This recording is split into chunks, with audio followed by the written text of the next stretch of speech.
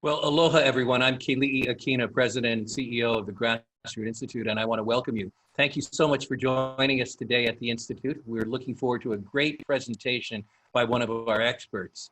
Now, the topic of today's presentation is how the Jones Act undermines national security. You might be wondering how relevant this is in the midst of the coronavirus pandemic right now. We've got a lot of other issues on our mind. But to give you an idea, just this weekend, we released a report produced at the Grassroot Institute called Roadmap to Prosperity. In essence, it's a guide as to how we can reopen the economy and not only revive the economy, but actually take it to an excellent level that it's never achieved before. You can have a copy of this at grassrootinstitute.org. And of the 24 or so prescriptions we have for reviving the economy, one of them happens to be updating the Jones Act for the 21st century.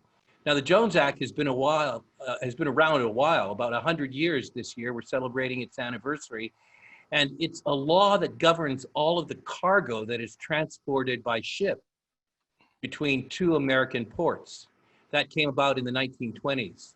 Now, there are four things that have to happen for ships to take American cargo between two ports.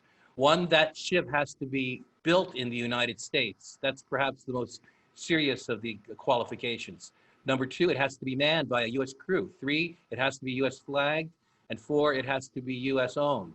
Now, when ships meet all that criteria, they're able to participate in the trade of cargo between US ports, like San Francisco and Honolulu, or even Honolulu and Hilo. But if they don't meet that criteria, they can't participate. And this has cost Americans a huge amount of money. We'll be releasing a study giving you an estimate of that soon. But the biggest impact of the Jones Act on us has been a form of protectionism that has raised the cost of ship goods, especially to places like Hawaii and Puerto Rico that are completely surrounded by water. But as our speaker will point out today, it also affects other states across the United States. My topic today is how the Jones Act undermines national security.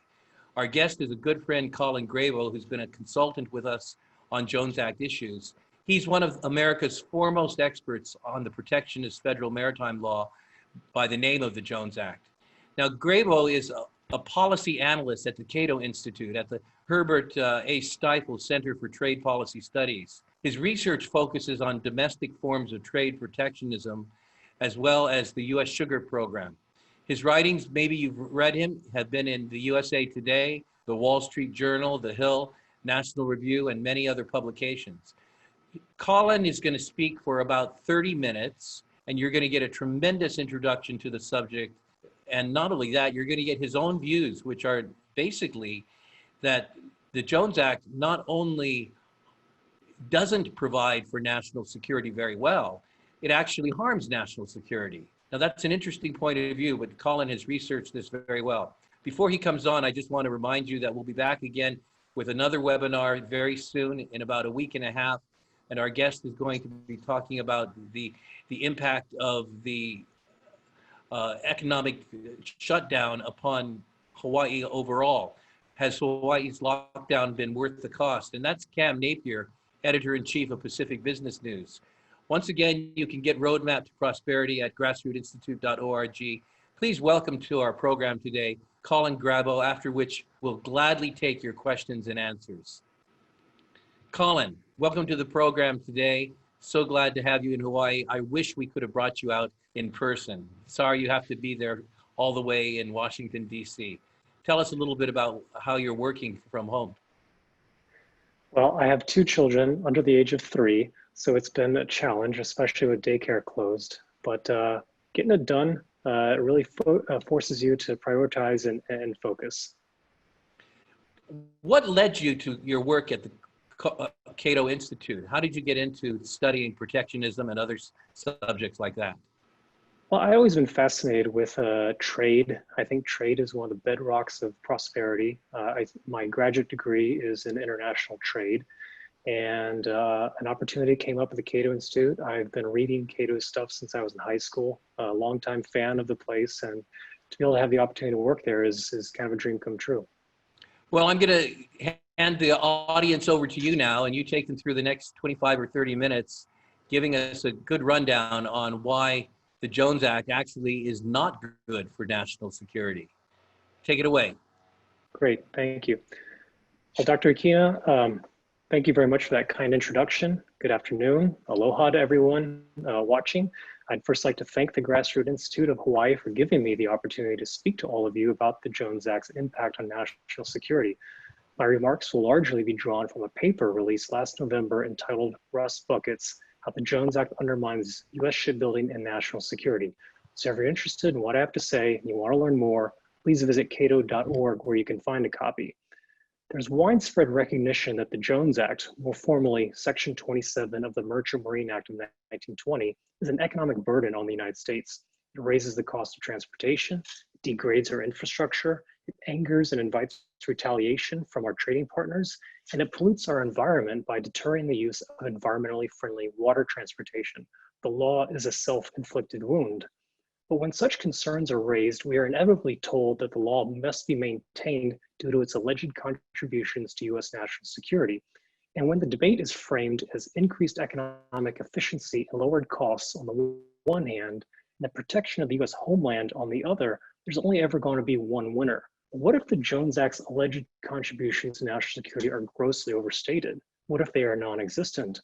What if, on net, the law is actually a national security liability?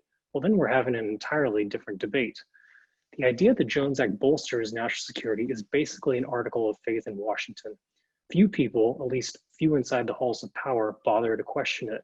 When scrutiny is applied, what we find should raise profound questions about the wisdom of maintaining this law. So what is the national security argument in favor of the Jones Act? There's basically two strains. One holds that, absent the Jones Act, our coastal and inland waterways would be overrun with Chinese ships, North Korean barges, and Iranian vessels servicing offshore wind farms. These are all actual arguments that I've heard and read, by the way. With these vessels serving as potential vectors for spies and saboteurs, this argument is completely ridiculous. The fact is that the Jones Act does not prohibit foreign ships from sailing on our inland coastal waters. They do it all the time, even right now as we speak. The Jones Act doesn't keep foreign vessels out. It just means we can't use them to transport goods within the United States. But the argument I'm going to be focusing on is the idea that the law's creation of a captive market for shipping and shipbuilding bolsters national security by assuring the United States access to a merchant marine that can be used to transport military supplies and equipment in times of war, mariners that can crew government sea lift ships, and a shipbuilding and repair capacity. That, at least, is the theory. The Jones Act means shipyards, ships, and mariners to crew those ships in time of war. The reality is somewhat different. I'd like to go back to 1990 when, following Iraq's invasion of Kuwait, the United States faced an urgent need for sea lift to transport military equipment and supplies to Saudi Arabia. This seems to be the kind of situation the Jones Act was designed for. The US military found itself with an urgent need to transport large amounts of equipment and supplies, and thanks to the Jones Act, it found itself with plentiful commercial ships and mariners at the ready, right? Not quite. Rather than having an ample supply of US flagged ships, the United States found itself dependent on foreign flagged ships for transportation. No fewer than 177 foreign flag commercial ships were chartered by the United States, which transported more than 20% of total dry cargo and more than 25% of total unit cargo. In fact, the United States found itself so short of needed sea lift capacity that it twice requested the use of a Soviet Union flagged ship, but was rejected both times. And of the Jones Act fleet, only a single ship, a dilapidated ro-ro, or roll-on, roll-off ship called the Ponce, was pulled out of domestic service to transport equipment from the United States to Saudi Arabia. The situation was a little better on the manpower front, with the promised pool of Jones Act mariners to crew government-owned sea lift ships found rather shallow. Here's what the US military's official history of the Transportation Command's performance in that conflict had to say, quote, "To crew the government-owned ready reserve force of sea lift ships, the United States was forced to rely on retirees who were veterans of Vietnam, Korea, and World War II. Nearly 200 cadets from the US Merchant Marine Academy also served, as did 6 students and 6 professors from Massachusetts Maritime College. Some were raw recruits. The Seafarers International Union expanded its entry-level training program from 60 to 200 students per month to help put bodies on ships fast. In 1990, the average age of a US merchant seaman was 49 years old, which meant many of the mariners who manned the Ready Reserve Fleet during Operations Desert Shield and Desert Storm were in their 60s and 70s. At least two were in their 80s. The oldest was 92. Remember, this was 30 years ago. Since that time, the Jones Act fleet, both in terms of ocean-going ships and mariners, has only further declined. The impact of this decline on mariners was underscored by a 2017 report from the Maritime Administration, which warned that in a wartime scenario, the United States would be at least 1,800 mariners short of those needed to both perform sustained sea lift operations and crew the US commercial fleet. Alarmingly, that projection represents a best case scenario, which assumes that all mariners with unlimited tonnage licenses are available. Nothing about this maritime decline should surprise us. Indeed, it should seem inevitable. The decline in the US domestic fleet is merely the Jones Act reaching its logical outcome. Why do I say this? Let's begin with perhaps the most notorious restriction imposed by the Jones Act, its US build requirement that Dr. Aquino mentioned. This provision basically guarantees shipbuilding inferiority and mediocrity. Experience teaches us that competition produces excellence, and the US build requirement, well, is kind of the opposite of that. It's axiomatic that firms that don't have to compete won't be competitive. They won't incorporate the latest technology and methods to boost productivity, and as a consequence, they won't be able to offer the lowest prices. In the case of US commercial shipyards, this is not just intuitive, but documented. Numerous government reports speak to the sorry state of US commercial shipbuilding. A 1983 government report, for example, said that US shipyards, quote, generally employed lower levels of technology, unquote, than their foreign counterparts, and, quote, not installed the level of modern shipbuilding technology necessary for high productivity in the construction of today's major merchant ships. Comparing US shipyards to those of Japan and South Korea, the report lists numerous ways in which the former fell short, which range from inferior levels of research and development to the reduced adoption and use of automation and robotics. 2 years later, 1985, another government report found that US shipyards, quote, lag behind many of its foreign competitors in the use of modular construction techniques, in tooling, in the degree of automation, and the use of robotics, and in the methods of processing, joining, and assembling materials. The report said that US commercial shipyards, quote, require approximately 40 to 60% more man hours to construct the same ship as many foreign yards. Fast forward to 2001, and a Commerce Department study said that productivity in the US shipbuilding industry had not improved since the mid-1980s. That US shipyards lagged their foreign counterparts in ship construction design, shipyard layout, and product engineering. Among shipbuilding nations, the report added, quote, US shipbuilders rank at or near the bottom in terms of productivity, and the gap is widening. Once again, comparing US shipbuilders to those in Asia, a 2009 National Defense University report found that Asian yards offered lower prices, greater efficiency, and had higher industry best practice ratings.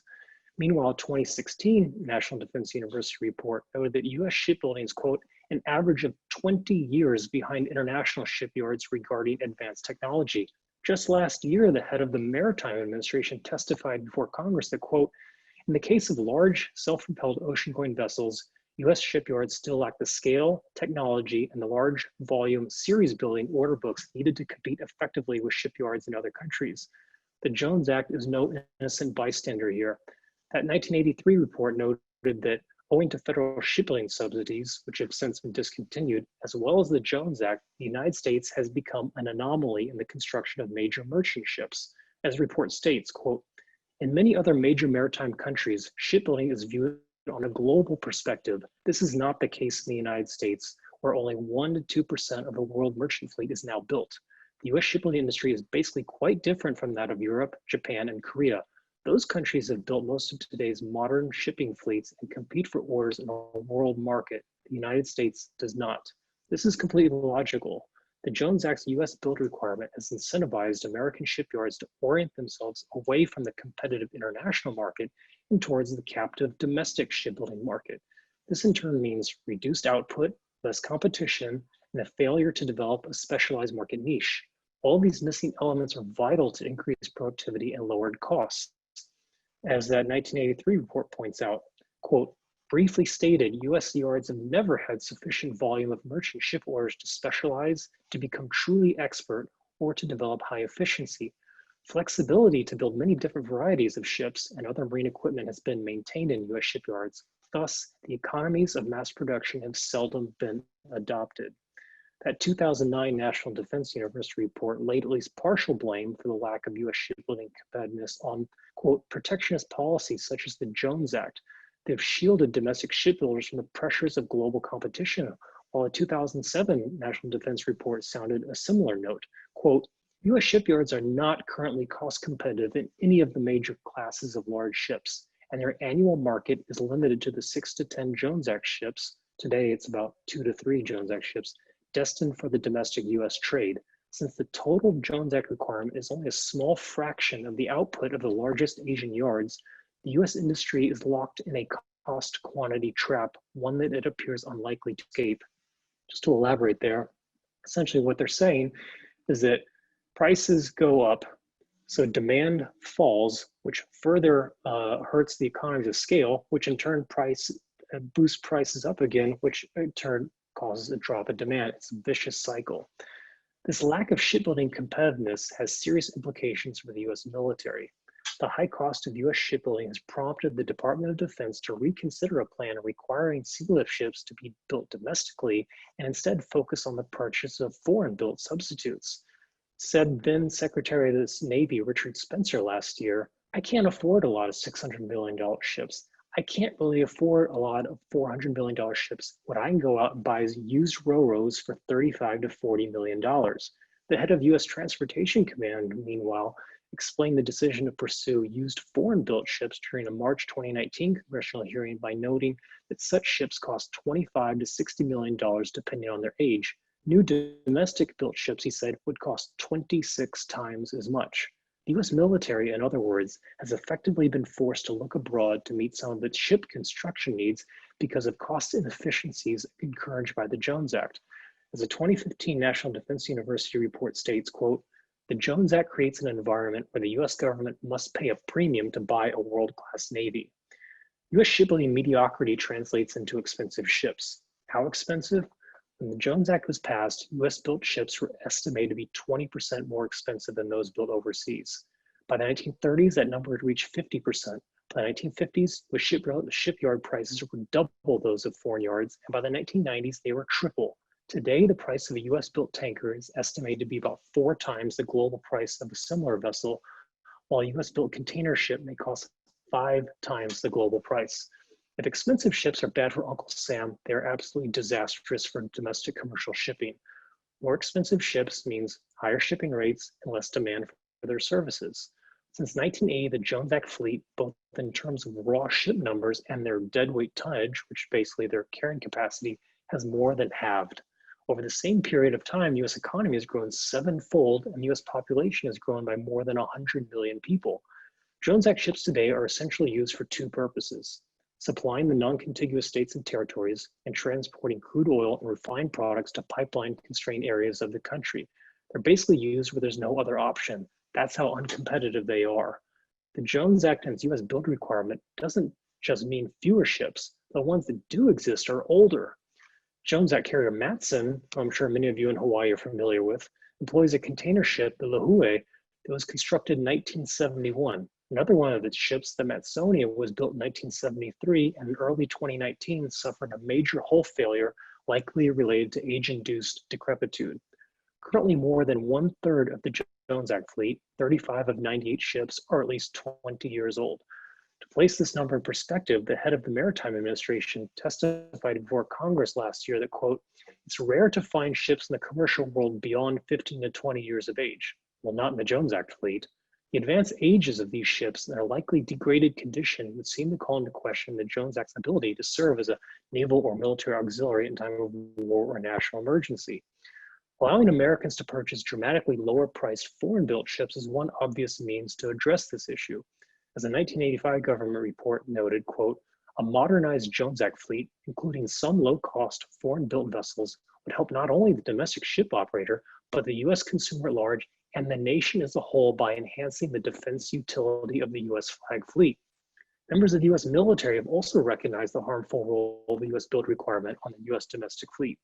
Writing in the Defense Transportation Journal in 1993, former commander of the US Transportation Command, General Dwayne Cassidy, that if he was king for a day, one of his decrees would be to decouple the US flagged shipping industry and the shipbuilding industry. Quote, the continued yoking of these two industries stifles competition for both. Carriers to be competitive need to buy new ships where the market dictates, like any other US business. So the Jones Act in its US build requirement means inferior shipbuilding, fewer ships, and fewer mariners, which again is a logical outcome. But the Jones Act's problems don't end there. Let's keep in mind that this law is 100 years old. Actually, next Friday is the 100-year anniversary. Let's further keep in mind that the Jones Act was basically a tweak to existing policy at the time, and that maritime protectionism dates to the country's founding. Well, a lot has changed since then, and the Jones Act is a law sharply at odds with modern realities. Let's start with the cost of shipbuilding, which we already mentioned, which when US maritime protectionism first began in 1789, the United States was blessed with both world-class shipbuilding and mariners. That's not a huge surprise. The 13 colonies all had coastline, and timber for shipbuilding was abundant. In fact, the United States was so competitive in shipping and shipbuilding that some maritime experts have argued this early protectionism was essentially cost-free. Suffice to say, that is no longer the case today. And US shipbuilding, meanwhile, it's not just expensive, but there also isn't very much of it. In 2018, US shipyards built a total of 3 Jones Act ocean-going ships. Last year, they built 2. This year, they're scheduled to deliver 2, and next year, just 1. 2022 is currently slated to see 0. Jones Act ship production is typically in the low single digits. For those who say we need to protect US commercial shipbuilding, I say, what shipbuilding? Around 2/3 of US shipbuilding is funded by the US government and unrelated to the Jones Act, and the remaining 1/3 is mostly for smaller vessels. But even if plentiful shipbuilding existed, it's an open question how much it matters. Since the Jones Act's passage, the United States has only been in one conflict, World War II, that required a large increase in shipbuilding. In many of the other military interventions, such as the Persian Gulf War, the conflict ended long before a new ship could even have been built. A 1985 government report notes, quote, sealift requirements for the initial stages of a modern major conflict depend more on the sufficiency of US-controlled shipping and on trained crews than on shipbuilding capacity. In other words, in the critical early stages of a conflict, a country's shipbuilding capacity is less important than its ability to mobilize ships and crews, and the Jones Act's domestic build provision results in fewer of each. We also need to think about our dependence on foreigners to build these ships. Now, some people may be tempted to believe that the high cost of US-built ships is a small price to pay for free in the United States from dependence on foreign shipbuilding. But this independence is an illusion. To comply with the Jones Act's domestic build mandate, ships must be assembled in the United States and, quote, major components of the hull and superstructure, unquote, fabricated domestically. This means, however, that other key parts of a ship can be, and often are, produced abroad. Even the steel plating used in a vessel's construction can be of foreign origin, provided that it is delivered in standard shapes, mills shapes and size. A container ship delivered by the Philly shipyard last year, the Matson ship Kaimana, serves as a good example. While it's Jones Act eligible, the ship includes numerous components that were sourced from foreign firms, including the main generator engines from Hyundai, the steering gear from Rolls-Royce, the auxiliary boiler from a company in Denmark, the propulsion engine from a German company, the maneuvering thruster from a Norwegian company, and the propeller, which was again from Hyundai. Beyond components, foreign know-how is also frequently required to construct many of the Jones Act fleet's large ships. General Dynamics NASSCO, a shipyard in San Diego, for example, has a partnership with Daewoo of South Korea, and they designed the last ship that was built for Matson, the Lurleen. Philly Shipyard, which has built roughly half of all Jones Act ships since 2000, highlighted in its 2018 annual report that it has, quote, access to global shipbuilding and design expertise with partners in Asia and Europe. So we need foreigners for the components to build the ships, and we need them to help design the ships. Shipyards in the United States may be engaged in limited construction of ocean-going commercial ships at frightfully high cost, but it's an open question just how truly American these ships are, or how meaningful the practical difference is between manufacturing these ships in the United States versus buying them from foreign yards. Now, for the Jones Act ships that are assembled in US shipyards using those foreign components, it's unclear how much benefit they offer in a wartime scenario. They're built for commercial purposes, and those capabilities don't always line up with those demanded by the US military. As a 1984 Congressional Budget Office study noted, quote, there's a growing dichotomy between those features that produce a commercially efficient ship and those that yield ships more useful for support of military operations. In general, the most military useful ships tend to be relatively small, able to go in and out of shallow or otherwise restricted waters. They're flexible, able to carry a variety of cargoes, and they're self-sustaining. They're able to load and offload without specialized shore facilities. Unfortunately, these characteristics are at odds with those of the most efficient commercial ships, which tend to be large, specialized, and dependent on port facilities for efficient loading and offloading. The difference in the qualities that provide military utility as opposed to those that produce commercial efficiency leads to some fundamental difficulties in developing an effective national maritime policy. This gap between military and commercial needs appears to have only widened in the years since that report was authored. The 2016 report from the National Defense University, for example, noted that the ships needed to transport military personnel and cargo, quote, do not always line up with the vessels demanded by the market for moving commercial merchandise across waterways. A 2015 Congressional Research Service report pointed out that, quote, the trend towards highly specialized and larger ships in the commercial sector appears inconsistent with the military shipping needs. A 2010 Congressional Research Service report flatly stated that, quote, very few commercial ships with high military utility have been constructed in US shipyards in the past 20 years.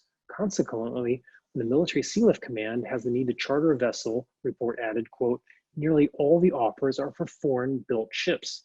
Given such facts, it's perhaps not surprising that the Congressional Research Service also stated in 2015 that the military value of the US Merchant Marine, of which the Jones Act fleet is a key component, quote, may now have more to do with the crews than the ships themselves. But even if Jones Act ships had high military utility, how many of them could be offered up in time of war to support the military? As already mentioned, during the Persian Gulf War, only a single Jones Act ship was taken out of commercial service to support the military's logistical needs. The reason for this may be that the limited number of Jones Act ships had to remain at home because they were vital to the country's domestic transportation needs. This is particularly true in the case of the non-contiguous states and territories where the fleet's container and ro-ro ships exclusively operate. If Matson and Pasa's ships were transporting supplies for the military, who's transporting goods to Hawaii? It is for this reason that even defenders of the Jones Act admit to the limited wartime utility of such vessels. Said Lauren Thompson, Chief Operating Officer of the Lexington Institute, quote, today, the only commercial ships being built in the US are those destined for Jones Act routes. That's not a lot of vessels, and if war broke out, most of them would already be engaged in other tasks. Just this week, an op-ed appeared from two national security scholars, Tim Walton and Brian Clark of the Hudson Institute, who wrote about the shortage of US flagged tankers to support the military. They admitted that, quote, there are nearly 60 American flagged tankers that transport cargo among American ports, in other words, Jones Act tankers, but these ships, quote, would need to mostly stay at home to keep the domestic economy running. All right, so some concluding thoughts. The Jones Act is a fatally flawed law, not just from an economic perspective, but from a national security perspective as well. It turns out that fostering an uncompetitive shipbuilding sector and saddling domestic shipping companies with ships that cost up to 5 times more than those built abroad is a pretty poor way of promoting the US maritime sector. So what to do? First off, repealing the US build requirement should be a no-brainer. This is protectionism with huge downsides for a sector that barely exists. Get rid of this provision alone and the number of US flagged ships and mariners both go up. Cheaper ships, more ships, more ships, more mariners. For me, the ideal outcome would be to repeal the Jones Act entirely and then meet US national security obligations through subsidies or government programs. For example, the Jones Act's only real contribution to national security is mariners. And even then, it's clearly insufficient given the projected deficit in mariner numbers. Well, rather than impose this very costly protectionist law, why not set up a merchant marine reserve to ensure sufficient mariners, or grant wage subsidies to companies that employ US mariners with the provision they can be called upon in time of war, or even let some foreign mariners serve just as we allow foreigners to serve in the US military. And if we want more ships, why not expand the Maritime Security Program, which is a program that gives $5 million to ship owners in exchange for being able to use those ships in time of war. It's currently 60 ships, we could make it more ships.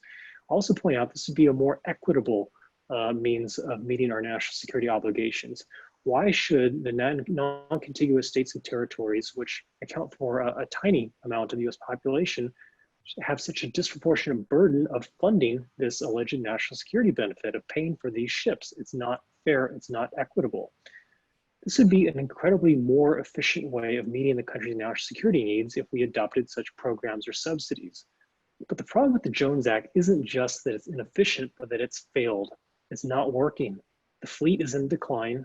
The ships are old. There's not enough mariners. We need to stop doing more of the same. It's time for a radical rethink. It's time to get rid of this archaic law, both for our economy and our national security. Thank you. Mahalo. I'm happy to take any questions. Very good. Thank you very much, Colin. I appreciate that. And as Colin said, he's open to questions at this time. So we invite you to write your questions down, and Joe Kent will moderate that and call your question out and give Colin the opportunity to respond. But before we get started with this, Colin, you've talked about potentially repealing the Jones Act, and you've suggested some alternatives for ensuring national defense.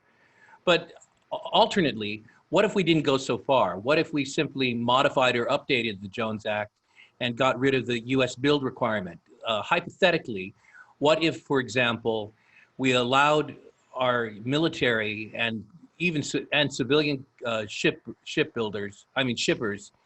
to buy ships from our allies? They could still, under the Jones Act, be US flagged, US owned, and US crewed. Would there be a national security issue here? No, I think that's actually a great idea. To the extent there's any silver lining in having the world's most restrictive cabotage law, which is what the Jones Act is, it's that there are lots of opportunities for reform, that fall well short of repeal that would still be incredibly useful. You mentioned the domestic build requirement. We could even go narrower than that and just say, you can buy foreign-built ships beyond a certain size. We could restrict it just to large ocean-going ships that the military wants. And you could take it further and say, and if you're concerned about China, well, you can't buy ships from China, but you can buy from, say, any country that has a military alliance or treaty with the United States, like our NATO allies, or Japan, or South Korea, countries that we have our militaries already stationed in. So I think there are lots of opportunities to reduce the burden of the Jones Act and improve our national security that fall well short of repeal. Very good, thank you. Well, are you ready for a rapid round of Q&A now? I'm ready. All right, here we go. Joe, take it away. Okay, well, there are a lot of people who are asking a lot of different questions in one, so I'll just ask them one at a time. Ken Schoolin asks, did the Jones Act kill off the Hawaii sugar industry? Do you know anything about that? I don't know. Although I used to do some work looking at the sugar industry. I suspect there's more than one factor that goes into determining that. Clearly, the cost of transportation is going to figure in that. Was it I'm sure it was a factor. Was it the decisive factor? Would sugar growing still take place in Hawaii absent the Jones Act? I don't know. But clearly, the Jones Act raises the cost of Hawaii's exports and figures into the competitiveness of any Hawaiian industry. Okay, great. Ken also asks, do foreign companies own U.S. shipbuilding yards? That's a great point. So we talked about the use of foreign components in U.S. shipbuilding, but many of the yards that build these ships are foreign owned. So there are 4 major U.S. shipbuilding yards that are in the business of building large ocean-going Jones Act ships. These are the Philly Shipyard.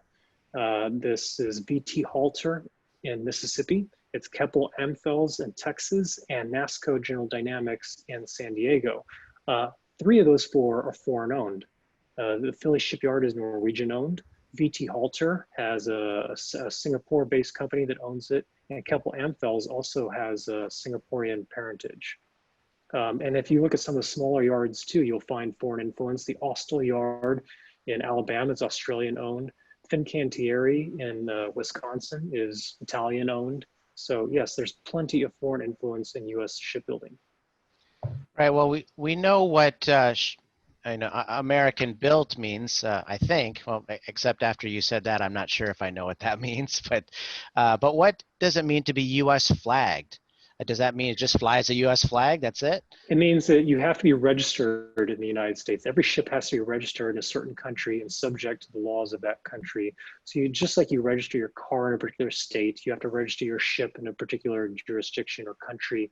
So it means that you have to fly under the US flag, and with that comes various rules and restrictions. For example, if you're under the US flag, beyond the cost of the Jones Act, if you want to get your ship repaired in a foreign country, you're going to hit that with a 50% tariff for foreign repairs. So usually it costs a fair amount more to register and operate your ship under the US flag than competing than other flags. Do you have, Ken also asked, do you have any estimates of what the Jones Act might cost Hawaii? That's an excellent question. What's interesting here is that clearly the Jones Act has a profound impact on Hawaii, and yet we're kind of groping in the dark when we look for how much it costs Hawaii. There have been GAO studies that have looked at the Jones Act's impact on Alaska. There was a study done in the 1980s which found that the cost to Alaska was equivalent to, I think, something like 2% of their personal income. There was a 2013 study that looked at the Jones Act's impact on Puerto Rico. It didn't quantify things, but it had a lot of interesting information. But there's never even been a government study of the impact on Hawaii. And to me, it's simply mind-boggling that Hawaii's representatives in Washington, who claim to be open-minded about this or interested in good information, why they don't just request that the U.S. government, like the GAO, do a study of this so we can have some good numbers. Because right now, again, we're fumbling in the dark. That something that everybody should be able to agree on is a need for good information, and right now that's lacking, and that's a real problem. That's a good point. Mark White asks, please review again how the protectionism of the Jones Act has discouraged competition within the U.S. shipbuilding industry. What are the economic forces that drive down the quality of U.S. shipbuilding? So U.S. shipbuilding has any number of problems, but as I point out, there was that one of the reports point out that most countries, they look at shipbuilding from a global perspective. They're trying to sell ships all over the world. U.S. shipbuilders don't do that. I think there was a 2015 report from the Maritime Administration which said that exports account for something like 5% of U.S. shipbuilding revenues. So it's very inwardly focused. It's not looking at a global perspective. When you build for a domestic market, it's much smaller than the global market. Obviously, you're going to get lower economies of scale. Shipbuilding involves a lot of high fixed costs. And if you build, say, 20 ships, you can spread those costs across all 20 ships. Well, here in the United States, when Jones Act ships get built, they usually get built like 2 at a time. Matson's last few orders have been for 2 ships from the Philadelphia shipyard, 2 ships from NASSCO. Crowley built 2 ships a couple of years ago from VT Halter. So you don't get those. That pushes costs up. Also, building for Finland is incredibly good at ice breaking vessels. The European, like 90% market, Americans aren't really notable for anything. Jack of trades, master of none. You look at South Korea, they're one of the go-to countries if you want to liquefy natural gas carrier. Americans don't have that expertise. We do a little bit of everything. We're not particularly good at anything. Okay, well, I'm sorry, I might have missed some of that answer. I'm not sure if it was my connection or yours, but you were talking about economies of scale. And yeah. Mark also asked, does the U.S.'s smaller economy of scale hurt the building of U.S. warships?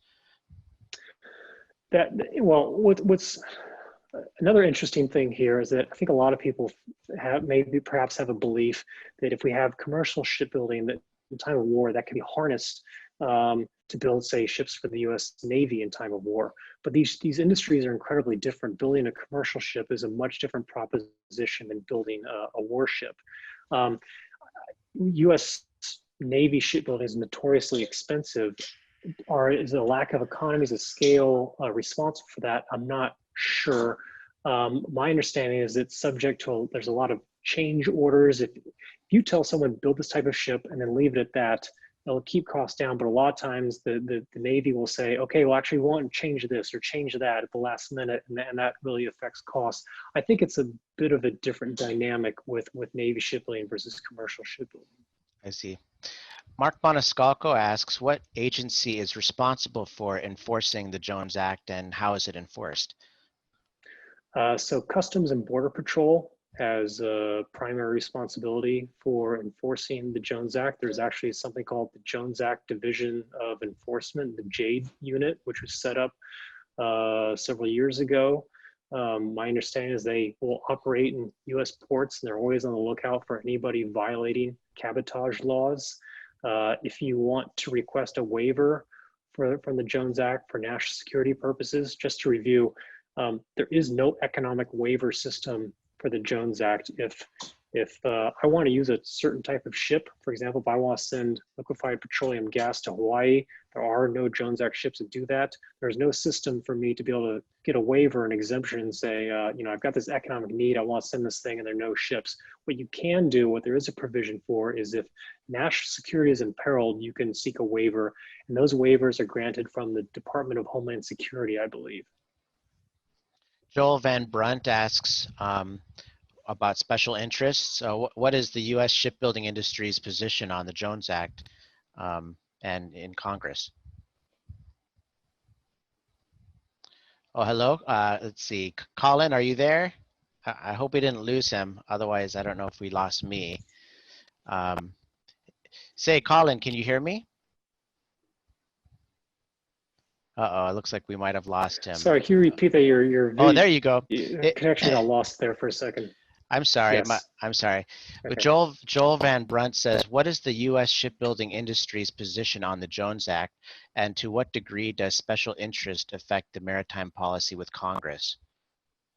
The Shipbuilders Council of America loves the Jones Act. It's one of their top priorities to ensure that it is maintained. This is pretty understandable. This is a law that says you have to buy what they make. That's pretty much a home run for them.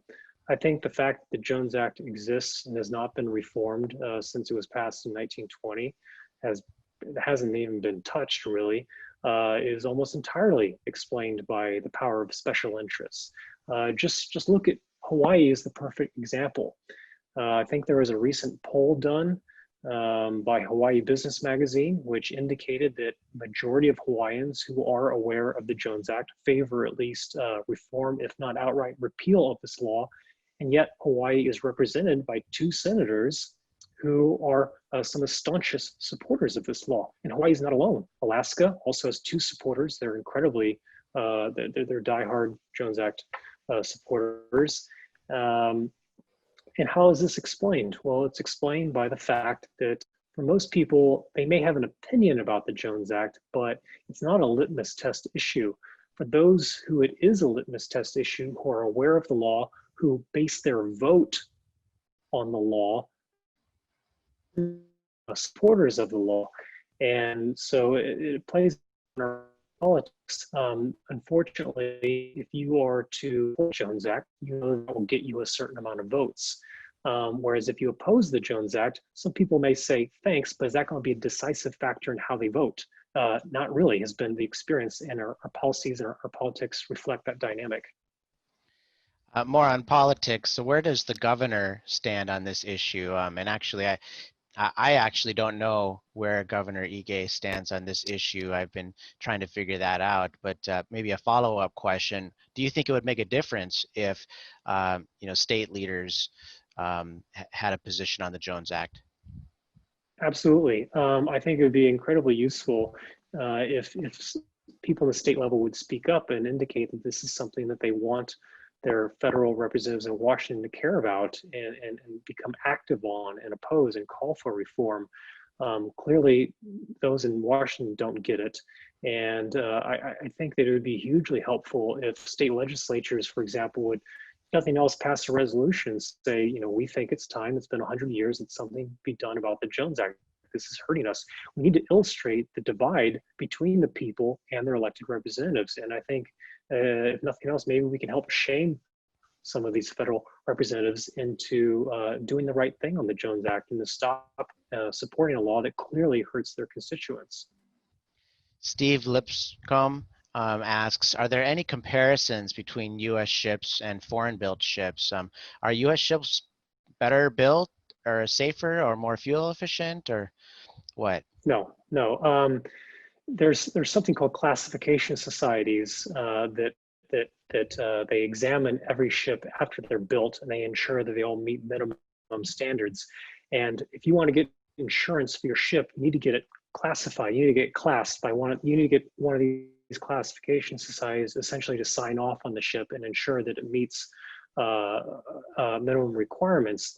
So, this idea that there's a great variation in quality among shipyards just isn't, it's not true. It's not borne out. And again, I would think if anything, it would be the opposite, given that these foreign shipyards, according to numerous reports, have better technology, just more advanced methods of making these ships. They truly are the experts. We are not. I have a long question from Ken Middleton. He says, aloha, I have operated a yacht charter business here in the islands for over 30 years. Our commercial vessels are a mix of US built and foreign built for our monohull and catamaran cruises. We have found the foreign built to be vastly superior to US built hulls in terms of value, innovation, quality of build and craftsmanship, but are limited to minimal passenger counts even with a MARAD waiver in place.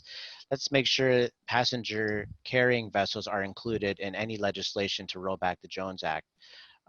So that's just do you have any comment to that? Yeah, I do. So I think he's referring to the Passenger Vessel Services Act of 1886, which is basically the Jones Act, but for vessels that carry people instead of cargo.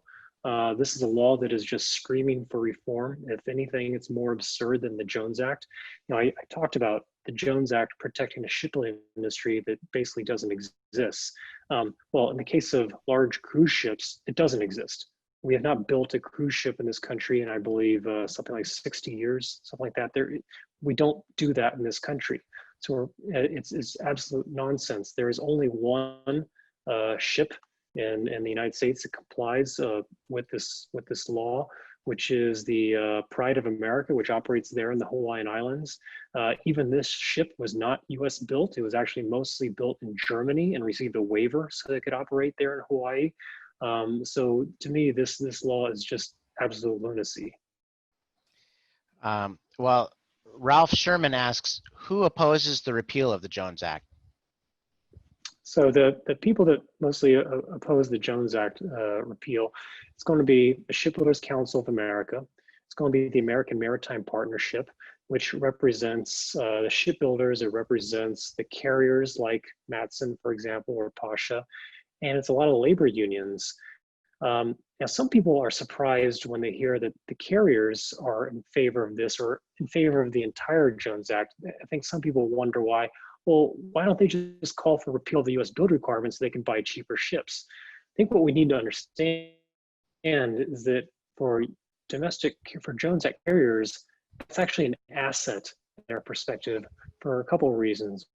One, with the domestic builder requirement, the value of their ships plummet because people want to buy cheaper ships.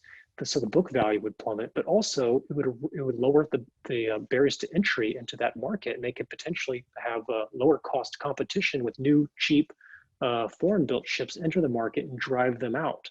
So they are very much bought into the status quo and love the fact that there's a US build requirement, because keeping the price of US built ships high is great for them. It's a barrier to entry and reduces competition. I have a question. I'm curious about how the coronavirus situation will affect the shipbuilding industry, and if it's on its last legs, if what would be the state of the Jones Act in the future? Well, I don't know. What I do know is I think I mentioned that NASCO Yard is currently building one ship for Matson, which is the new Matsonia, and that was originally scheduled to be delivered, I believe, June of 2020, and I believe that's been pushed back to the fourth quarter, and I believe that COVID is partly responsible for that delay in shipbuilding. Whether you mentioned shipbuilding being on its last legs, the reality is that shipbuilding will continue in the United States, Jones Act or no Jones Act, if for no other reason than the U.S. government is funding so many ships to be built. Jones Act logic is that we need the Jones Act, so we have shipbuilding, so in case the government needs to build a ship, it has American shipyards it can turn to. But the reality is the opposite. In fact, we have basically a lot of government-built ships and then the occasional commercial ship. So it's the government orders that are keeping the commercial side viable rather than the commercial side ensuring that we're able to build ships for the government. And what are the restrictions on the U.S. buying military ships from abroad? So my understanding, the buying military ships from abroad, that has nothing to do with the Jones Act. I believe it's subject to another law called the Burns-Tollefson Amendment back in the 60s, I think mandates that. And to get around that, you need some kind of, I believe you need some kind of waiver or some kind of exemption, which is how, if you look at actually today, the Ready Reserve Force of government-owned sea lift ships, they're a majority foreign built, and I believe it's because waivers were secured for the military to be able to buy those foreign built ships. I see that last question was asked by Mark Coleman, our editor at Grassroot Institute, by the way. And well, I have another question. There's so many questions here, I can't get to them all. Kaylee? Yes, I'm going to chime in here and encourage both of you, Joe and Colin, to move into a speed round of about 45 seconds per answer, okay? We want to get everyone's question in. Go ahead. Okay. Mark Moniscalco asks, the Philly shipyard has had a multiple change in ownership and also government subsidies. Is this facility economically viable? It's a great point. U.S. shipbuilders love to complain about foreign subsidies, but the reality is we have subsidies here in the United States as well. Philly Shipyard is a classic example of that. It's received hundreds of $1 billion and subsidies from state and local government. I believe it has a lease for $1 per year from the city government there. They ran out of ships to build last year, and currently they just got their bacon saved. It's only viable because they just got a contract from the U.S. government to build at least 3 ships, I believe, for the government, possibly 1 or 2 others. Ren asks, if the Jones Act was abolished, how would this change the economics of shipping in Hawaii? Well, clearly, if there wasn't the Jones Act, there would be more competition. There would be cheaper ships. Shipping rates would decline. We can have a debate about how great or minimal that decline would be, but I think there's almost unanimous agreement among economists that there would be cheaper shipping to and from Hawaii. Ken Schoolin asks, if the Jones Act was gone, would there be more jobs for union members and better pay? So this is, a debate. It depends on, which industries we're talking about. So it very well may be that there would be fewer jobs on ships because they'd be displaced by foreign ships, but cheaper transportation would be good for the economy, overall economy of Hawaii. And of course, there are lots of union jobs on land there in Hawaii, and it would stand to reason that there would be more of those jobs, and thus, as a whole, unions would benefit. Any comment on Young Brothers asking for a $25 million bailout for the coronavirus? Yeah, I don't have a whole lot to add there. We've been talking a lot about the added cost of U.S. built ships, but Young Brothers doesn't use ships. They tend to use barges. So I think there's different economics at play there. And I'm not as familiar as what any possible cost differences might be between, say, a U.S. built ocean-going barge and a foreign built ocean-going barge. Anonymous asks, if the Jones Act would be eliminated, would that effectively be the demise of American shipbuilding, commercial and military? Well, with military, absolutely not. Like I said, military has nothing to do with the Jones Act, so that would stay in place.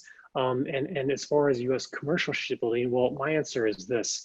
I think it would be somewhat akin to, maybe the analogy we can use is when foreign imports of cars from Japan started arriving in the United States. Initially, that was very bad for US automakers. They had to compete, they had to adapt. There was a really rough period there, but I think they came out better, more efficient, more productive. I think that what happened is something similar in US shipbuilding. We would exit some industries, like we wouldn't build tanker ships, for example, but we would find a competitive niche. I think Americans are very competitive, inventive, industrious people, and I reject the idea that the world's biggest economy has nothing to offer in terms of shipbuilding absent the Jones Act. Okay, two last questions. Maybe I'll ask them both at once. How do we educate people? And the second is, are there any US senators or representatives that actually have taken the lead on repealing or modifying the Jones Act? With regard to the second question, yes, thankfully there are some that are willing to speak up in Congress about this law. Representative Ed Case of Hawaii being one of the foremost examples of that. He introduced legislation last December that would propose various reforms for the Jones Act in Hawaii. It would exempt, I think one bill would exempt Hawaii, another bill, as well as the other non-contiguous states and territories. Another one of his bills would give an exemption to any non-contiguous state or territory that didn't have at least, I think, 3 carriers serving it. Well, that would be de facto an exemption for everybody, because Hawaii only has Pasha Matson, Alaska only has Tote and Matson, and Puerto Rico has Crowley and Tote have 85% of the capacity there. In addition to Representative Ed Case, Senator Mike Lee last year introduced 2 bills related to the Jones Act. One was a straight repeal bill, and the other would have established an economic waiver system. Basically, if you're in a situation where you want to ship goods from one part of the United States to another, and there's no Jones Act ship either available or it simply doesn't exist. For example, there are no Jones Act ships capable of transporting liquefied natural gas. So, we can't send gas from one part of the United States to another by ship. Then you could use a foreign ship and you could get a waiver. So that's been done. No movement, but at least I salute the willingness to speak up and draw attention to these flaws. As for what we do and how we educate people, I think it's through forums like this. I mentioned that Hawaii business poll that recently came out. The most disturbing part of that poll is even in Hawaii, a majority of respondents just weren't aware of the Jones Act. Of those who were aware, there was widespread opposition. So we need to make people aware. Say there's a law, it's very consequential, and start from there, because once people get aware, the Jones Act lobby is going to have a real problem on its hands. Well, thank you, Colin. Here's Kaylee. And thank you, Joe Kent, for that moderation. Colin Grabow of Cato Institute, we appreciate your presentation today and your expertise. We're going to continue working with you in consultation as we face the Jones Act and reforming it. Thank you so much for being with us. And everybody else, thank you for your great questions and for being part of the Grassroot Institute seminar. The next seminar is going to be held in a week or so. So please stand by, probably a week and a half. We'll let you know. Our guest will be Cam Napier, the editor-in-chief of Pacific Business News. He's going to answer the question, was the shutdown worth the economic problems that it has caused? It's going to be a fascinating presentation. And until then, thank you very much. Much aloha. Bye-bye.